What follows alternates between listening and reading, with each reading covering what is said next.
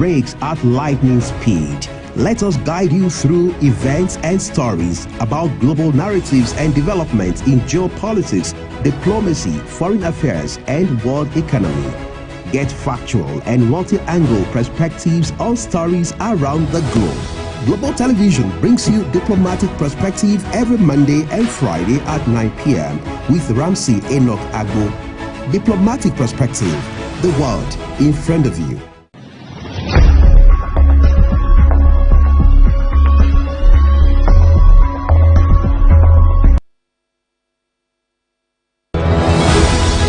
The world is fast changing and news breaks at lightning speed. Let us guide you through events and stories about global narratives and developments in geopolitics, diplomacy, foreign affairs, and world economy. Get factual and multi-angle perspectives on stories around the globe. Global Television brings you Diplomatic Perspective every Monday and Friday at 9 p.m. with Ramsey Enoch Agbo. Diplomatic Perspective, the world in front of you.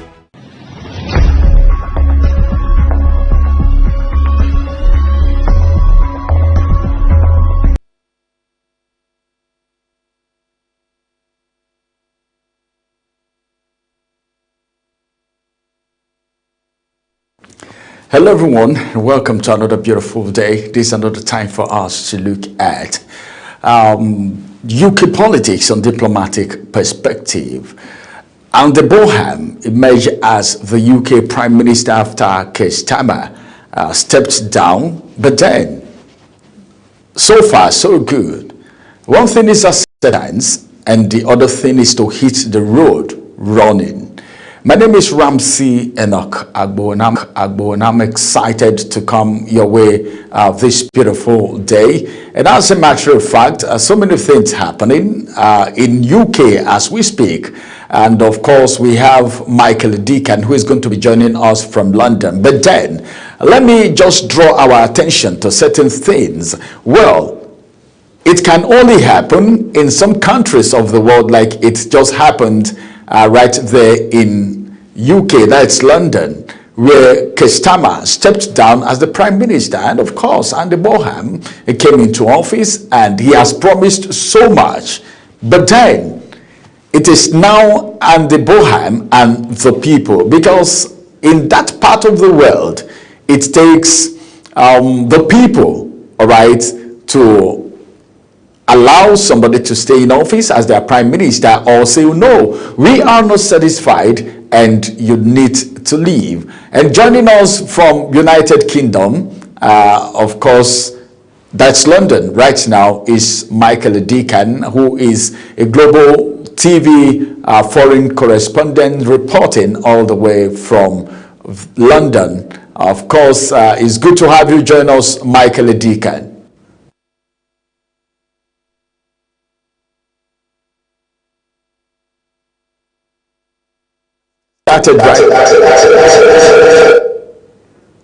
Let's get started right now. As a matter of fact, well, it is now Andy Bonham is in office.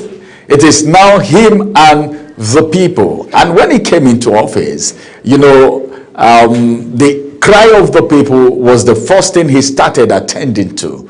So far, what can you say about his few days in office? Because the reduction in the taxing, all right, is something that a lot of people in London have actually reacted to. What do you think? It seems that's the man the people may really want to continue as the prime minister, even when his tenure is up, probably.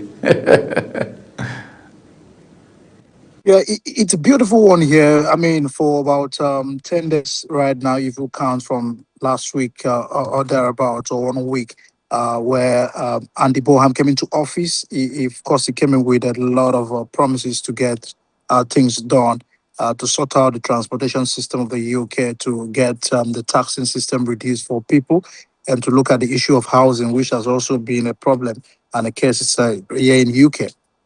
All of that is what Andy Bonham had promised to do when he becomes the prime minister. Of course, he was nominated by members of his party, And the way UK politics works is that it works based on political parties. So the leading political parties in the UK is the Labour Party. We have the Conservative Party. We have the Reforms Party, and other political parties. But the Labour, of course, has suffered a lot of losses in the last local government election.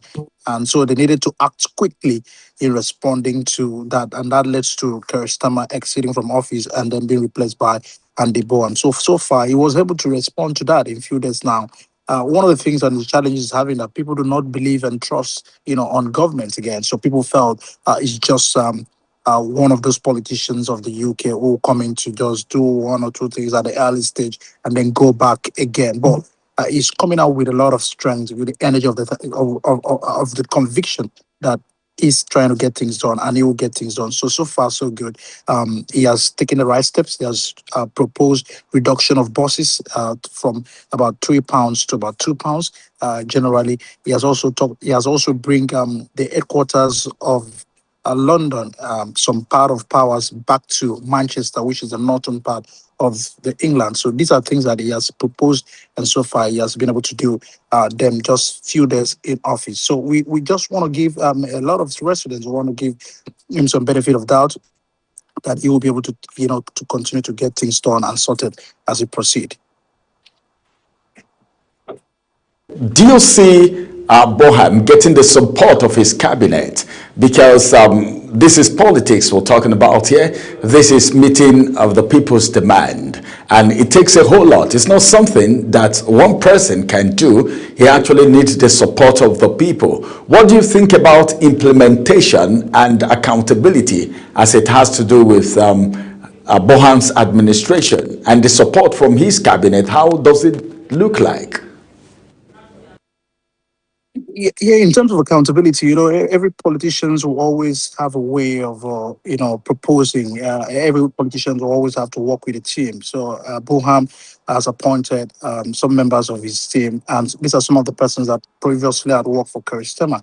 And the people itself are still having, some doubts if the people that were previously the Keir Starmer could not do anything, what they will bring to the table for Andy Boham. But Andy Bonham has, of course, has assured many of his speeches that he's after the people. He's trying to prioritize everything that concerns the people. And some of the things that he's trying to do has been trying to see how he can actually get things that affect the people sorted. So accountability is sure. He has tried to be responsible for the people. He's not just coming to say, I want to solve the problems of other countries. But this time he's saying that he's coming to solve the problems that affect the people, the taxpayers, the people at the grassroots, and which are the people that politics have always affected in a number of times. So that is a part of the thing that you do. On the selection of a team, you have selected a team, and people are now, looking forward to what the team can be able to do. But so far, the team has not taken a drastic steps, but Andy Boham has been able to do all of that by, bringing out all his plans, all his proposals to the table. So he's just left for the team to get to work and then implement all of these fantastic team ideas. All right. We're looking at UK politics right now. Compared to other parts of the world, what make UK politics unique? Because these are the things that, of course, Andy Boham is coming to ride on.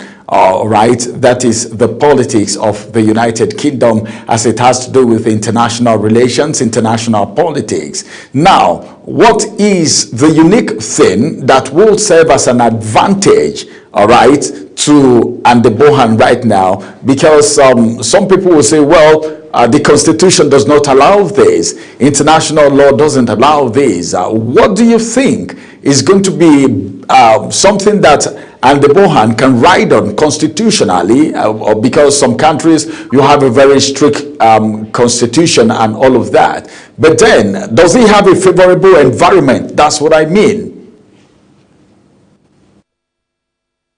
Yeah, when you look at issues of international relations, Donald Trump has been a very big player. He has stepped into a lot of what the nations of the world should begin to do.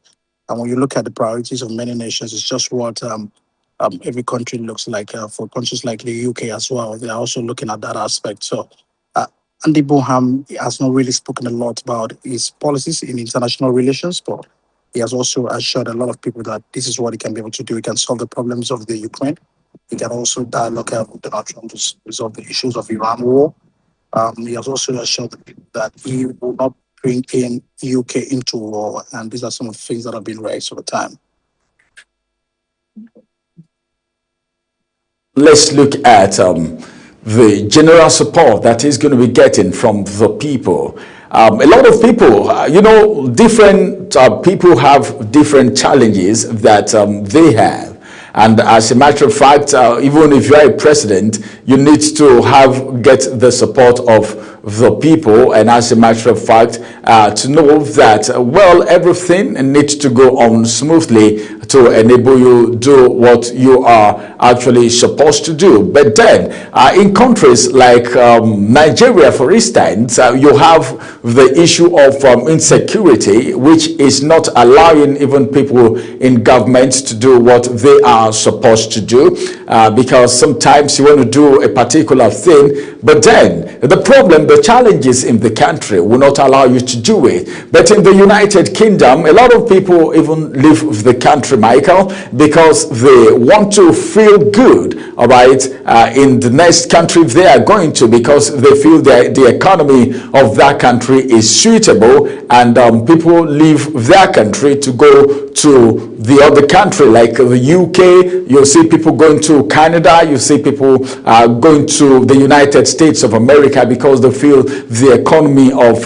those states, those nations are good, not minding how their own economy is. So my question is this: how is the economy of UK is it favorable to the people, or there are things that Andy Bonham still needs to do to boost the economy of the United Kingdom? UK is still a stronger economy. Of course, we can't in any way compare the UK economy to other third countries. But one of the things that, of course, that have been struggling with has been the issues of the cost of living, which has been on a very high side, which affects the daily people, the livelihood of the people every day. So Andy Bonham needed to see how he can solve all the problems, the concerns about what affects the people, the cost of living, the transportation. The economy works, the minimum wage is still stronger, than any other country. Their currency, the pounds, is still stronger. Of course, it's one of the strongest currency we have in the world. So when you look at all of that, it's still variable. What happens when people have the pounds but spend more, in livelihood, in transportation, in housing?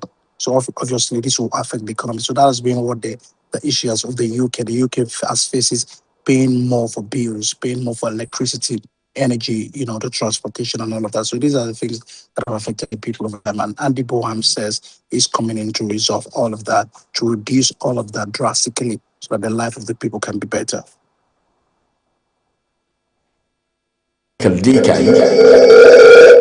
Now, there is something I want us to look at, which is very important. I know before now, a lot of people want to go study in the United Kingdom. Some other persons want to go give birth, and so many other things. But now, as it is, there are policies of government, all right, that may not allow all of that, or there are conditions.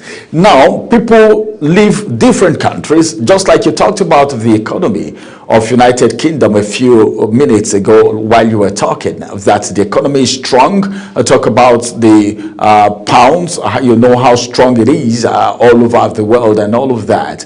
Now, a lot of people are flocking into the United Kingdom. Anybody, anytime they want to go to the United Kingdom. Now, what do you think anyone should think of if you're thinking relocating to the United Kingdom, for instance? What should be the first priority? What should people like that do so that they can come as legal migrants and not illegal migrants? Because as a matter of fact, for every country, there are requirements, all right? So as I speak to you now, a lot of people want to move to the United Kingdom. A lot of Let me just take Nigeria, which is the giant of Africa, for instance. A lot of people from Nigeria want to go to the UK, people from Kenya, even people in other nations want to go to the United Kingdom just because you talked about the economy right now. Is that the right way to go? Migrating to the United Kingdom, what is the requirement?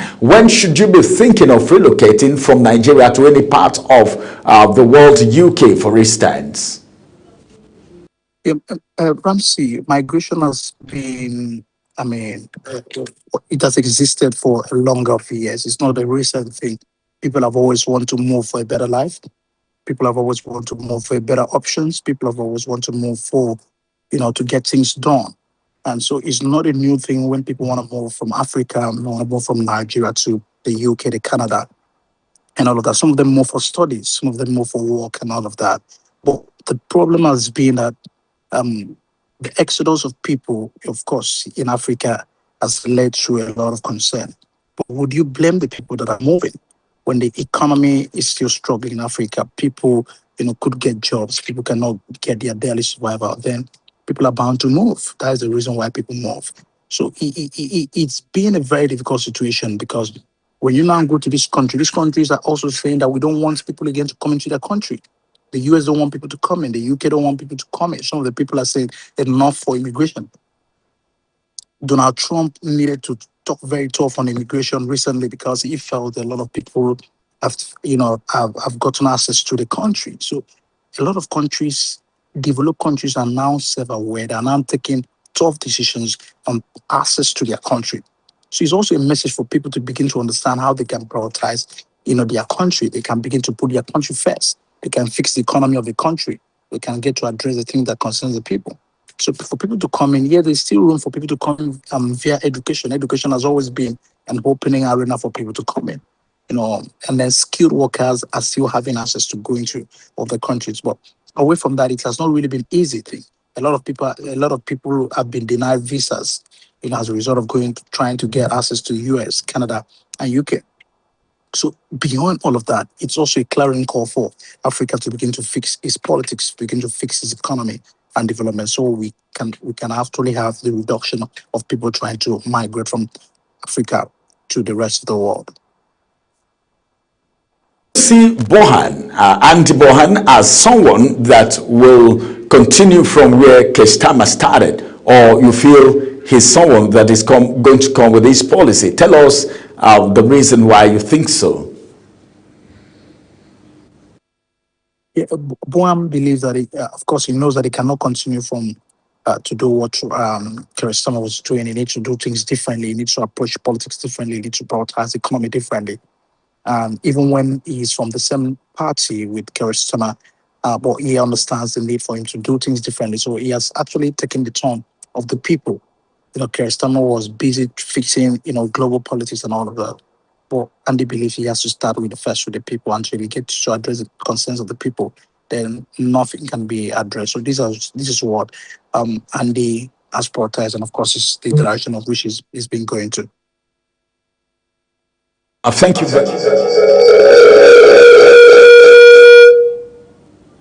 Thank you very much, Michael Deacon. Before I let you go, let's find out, all right, the activities. Because we have legal and illegal migrants in the United Kingdom.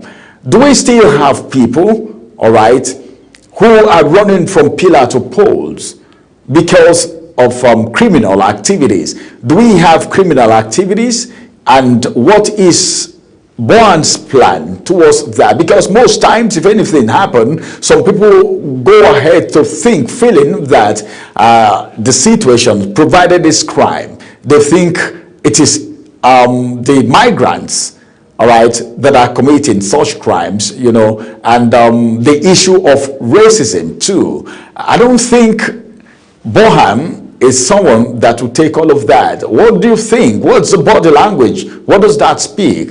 And holistically, just give us how it is in the United Kingdom. Yeah, there are criminals anywhere, but it's always a responsibility of government to see how they can fight through this crime in anywhere of the world. So, but it's still very come on. But one of the things that is happening in the UK is the fact that the security is very up and doing, or always trying to come, um, picked up or arrest, as the case may be, any criminal activities. The illegal immigrants, yes, they are committing crimes, but it's not at the number of which you can really say um, it's occurring every day. It's just few of them who are hiding, and which of course has been in the watch list of government. Government are looking for them, and when they get them, of course they are taken out of the country. So we have criminals everywhere in the world, but the crime rate, of course, will not be the same. In some major cities. But what the government has been doing is to tackle and to put to watch list a lot of criminals, and of course getting them out of the country. And the government are also doing a lot to stop the people coming from the boat. People were crossing over to the country from the boat. The government has identified efforts to reduce all of that. Criminals crossing waters into the UK, looking at the borders of the UK and trying to fix that data. So these are the steps that have been taken, and we believe it's necessary. People must go to a country legally. People shouldn't go to any country illegally. People shouldn't commit crime. People shouldn't violate the laws. It's right for people to know to do the things the right way, and so everyone believes in that. Even the international laws, cooperate with whatever the UK will be doing in getting out illegal immigrants out of the country. Last question. This is the last question I would be asking you, Michael. The transition was so smooth, free and fair, like every Nigerian would clamor for when it comes to election in Nigeria. What do you think Nigeria should learn from that transition? Because as a matter of fact, in August, campaigns will start for the 2027 election. It's a general election cutting across all the leadership positions, government taking over, and all of that handover. There was not something like go to court like we used to have in Nigeria back there. So what do you think should be the lesson for the Nigerian politicians from just the transition between Keir Starmer and, of course, Andy Boham? Yeah, Keir Starmer needed to resign because he had failed on delivering on the mandate of the people. And some of the lessons that people should begin to learn, Africa should learn, is that leaders should know when to leave the stage. They should know when to leave office when all their ideas have not been put to work. When the people are saying you are not doing well, you should listen to the people because the vote belongs to the people. So what Keir Starmer has done and the whole UK system, it has to look at the fact that power belongs to the people. So Keir Starmer needed to respond to what the people were saying and quickly resign. And that should be the lesson for other leaders. Leaders should not, because if they voted you for 4 years, you should feel entitled and want to go for the next years, or to even stay for more than 10 years, as the case may be in other African countries. They should know when to leave the stage. They should be able to know that, the reason why, you were elected into office was because of the people. And when you don't deliver to the people have the right to tell you to leave office. And that is what has been happening in the UK. For the last 10 years, UK have had 7 prime ministers. And this, of course, shows you the fact that, when you come on board and cannot do the job, they can always tell you to go. Yeah, the process of which he came has been very fast. The political parties believe in their ideologies. So one of the things we should also learn is playing politics of ideology.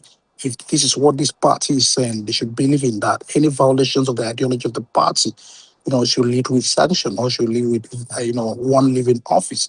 And that's what is happening in the UK. And I think Africa as a whole should begin to learn. Thank you very much, Michael Edikan, for that wonderful analysis. It's been the UK politics, the Keir Starmer leaving and Andy Boham taking over, and the people. Thank you very much, Michael Edikan. We'll have you again. Many thanks for joining us.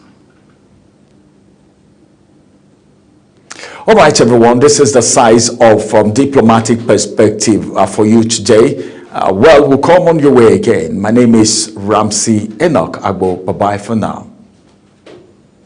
The world is fast changing and news breaks at lightning speed. Let us guide you through events and stories about global narratives and developments in geopolitics, diplomacy, foreign affairs, and world economy. Get factual and multi-angle perspectives on stories around the globe. Global Television brings you Diplomatic Perspective every Monday and Friday at 9 p.m. with Ramsey Enoch Agbo. Diplomatic Perspective, the world in front of you.